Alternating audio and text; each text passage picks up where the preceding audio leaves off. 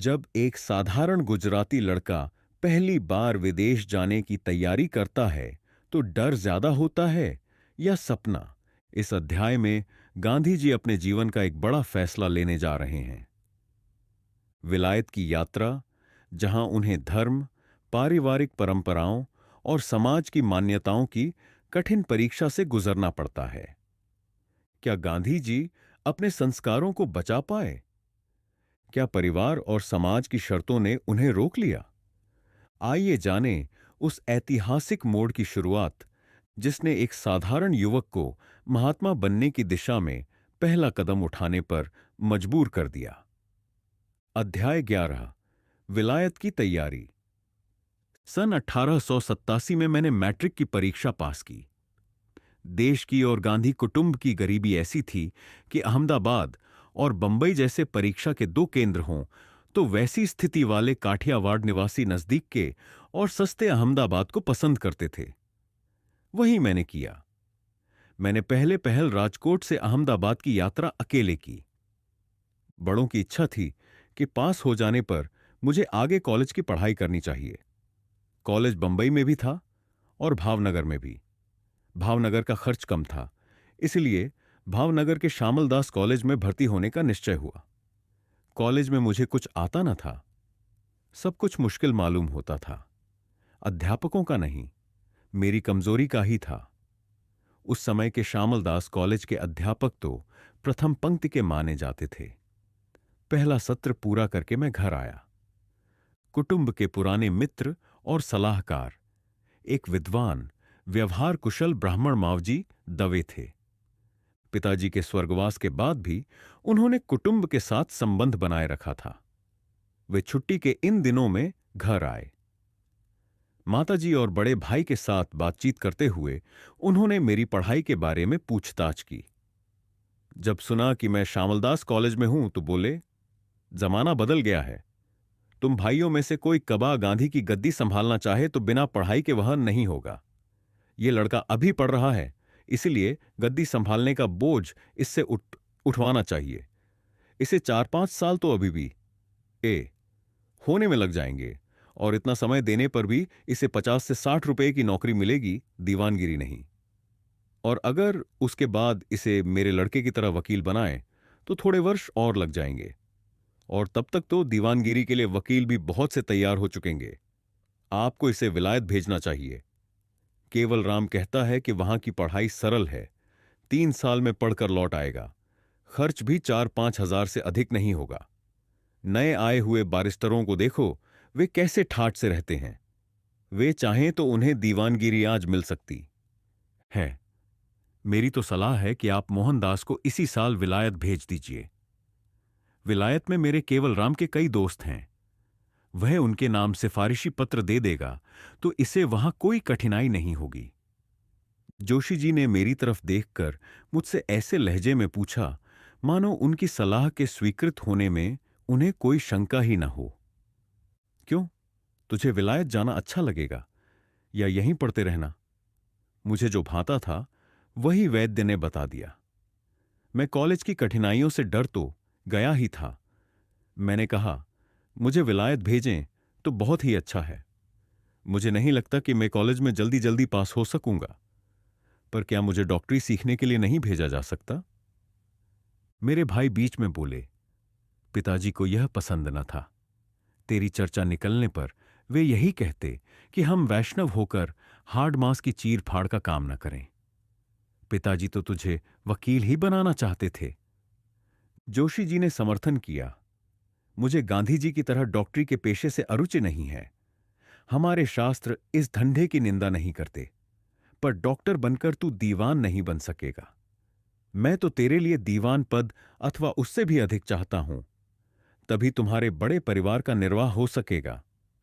जमाना दिन पर दिन बदलता जा रहा है और मुश्किल होता जाता है, इसलिए बारिस्टर बनने में ही बुद्धिमानी है। माताजी की ओर मुड़कर उन्होंने कहा, आज तो मैं जाता हूं, मेरी बात पर विचार करके देखिए। जब मैं लौटूंगा तो तैयारी के समाचार सुनने की आशा रखूंगा। कोई कठिनाई हो तो मुझसे कहिए। जोशी जी गए और मैं हवाई किले बनाने लगा। बड़े भाई सोच में पड़ गए। पैसा कहां से आएगा और मेरे जैसे नौजवान को इतनी दूर कैसे भेजा जाए? माताजी को कुछ सूझ न पड़ा। वियोग की बात उन्हें झंझी ही नहीं। पर पहले तो उन्होंने यही कहा, हमारे परिवार में अब बुजुर्ग तो चाचा जी ही रहे हैं, इसीलिए पहले उनकी सलाह लेनी चाहिए। वे आज्ञा दें तो फिर हमें सोचना होगा। बड़े भाई को दूसरा विचार सूझा। पोरबंदर राज्य पर हमारा हक है। लेली साहब एडमिनिस्ट्रेटर हैं। हमारे परिवार के बारे में उनका अच्छा ख्याल है। चाचा जी पर उनकी खास मेहरबानी है। संभव है वे राज्य की तरफ से तुझे थोड़ी बहुत मदद कर दें। मुझे यह सब अच्छा लगा। मैं पोरबंदर जाने के लिए तैयार हुआ। उन दिनों रेल नहीं थी, बैलगाड़ी का रास्ता था। 5 दिन में पहुंचा जाता था। मैं कह चुका हूं कि मैं खुद डरपोक था, पर इस बार मेरा डर भाग गया। विलायत जाने की इच्छा ने मुझे प्रभावित किया। मैंने धोराजी तक की बैलगाड़ी की।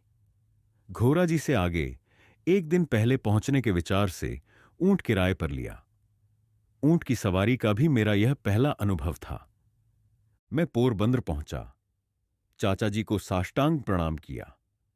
सारी बात सुनाई। उन्होंने सोचकर जवाब दिया, मैं नहीं जानता कि विलायत जाने पर हम धर्म की रक्षा कर सकते हैं या नहीं। जो बातें सुनता हूं उनसे तो शक पैदा होता है। मैं जब बड़े बारिस्टरों से मिलता हूं तो उनकी रहन सहन में और साहबों की रहन सहन में कोई भेद नहीं पाता। खाने पीने का कोई बंधन उन्हें होता ही नहीं।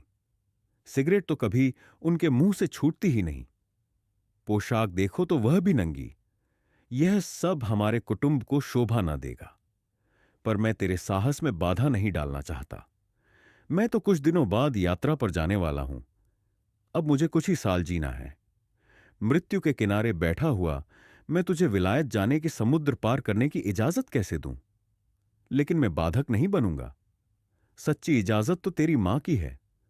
अगर वह तुझे इजाजत दे दे तो तू खुशी खुशी जाना। इतना कहना कि मैं तुझे रोकूंगा नहीं। मेरे आशीर्वाद तो तुझे हैं ही।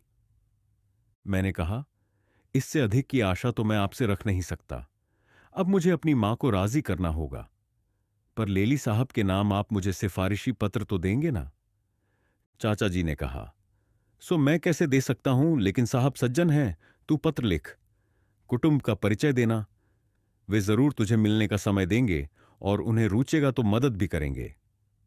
मैं नहीं जानता कि चाचा जी ने साहब के नाम सिफारिश का पत्र क्यों नहीं दिया। मुझे धुंधली सी याद है कि विलायत जाने के धर्म विरुद्ध कार्य में इस तरह सीधी मदद करने में उन्हें संकोच हुआ। मैंने लेली साहब को पत्र लिखा। उन्होंने अपने रहने के बंगले पर मुझे मिलने बुलाया। उस बंगले की सीढ़ियों पर चढ़ते चढ़ते वे मुझसे मिल गए और मुझे यह कहकर चले गए, तू भी ऊँक्षे कर ले, फिर मुझसे मिलना। अभी कोई मदद नहीं दी जा सकेगी। मैं बहुत तैयारी करके कई वाक्य रटकर गया था। नीचे झुककर दोनों हाथों से मैंने सलाम किया था। पर मेरी सारी मेहनत बेकार हुई। उनकी उदारता की सीमा न थी। उनका प्रेम पिता के समान था। मेरी दृष्टि पत्नी के गहनों पर गई। बड़े भाई के प्रति मेरी अपार श्रद्धा थी। उनकी उदारता की सीमा न थी। उनका प्रेम पिता के समान था। मैं पोरबंदर से विदा हुआ। राजकोट आकर सारी बातें उन्हें सुनाई। जोशी जी के साथ सलाह की। उन्होंने कर्ज करके भी मुझे भेजने की सिफारिश की। मैंने अपनी पत्नी के हिस्से के गहने बेच डालने का सुझाव रखा। उनसे 2 से 3 हजार रुपये से अधिक नहीं मिल सकते थे। भाई ने जैसे भी बने रुपयों का प्रबंध करने का बीड़ा उठाया। माताजी कैसे समझती? उन्होंने सब तरह की पूछताछ शुरू कर दी थी। कोई कहता नौजवान लोग विलायत जाकर बिगड़ जाते हैं। कोई कहता वे मांसाहार करने लगते हैं। कोई कहता वहां शराब के बिना तो चलता ही नहीं। माताजी ने मुझे ये सारी बातें सुनाई। मैंने कहा, पर तू मेरा विश्वास नहीं करेगी। मैं तुझे धोखा नहीं दूंगा। शपथ पूर्वक कहता हूं कि मैं इन तीनों चीजों से बचूंगा। अगर ऐसा खतरा होता वो जोशी जी क्यों जाने देते? माताजी बोली, मुझे तेरा विश्वास है, पर दूर देश में क्या होगा? मेरी तो अक्ल काम नहीं करती। मैं बेचरजी स्वामी से बोलूंगी। बेचरजी स्वामी मोड़ बनियों में से बने हुए एक जैन साधु थे। जोशी जी की तरह वे भी हमारे सलाहकार थे। उन्होंने मदद की। वे बोले, मैं इस लड़के से इन तीनों चीजों के व्रत लिवाऊंगा, फिर इसे जाने देने में कोई हानि नहीं होगी।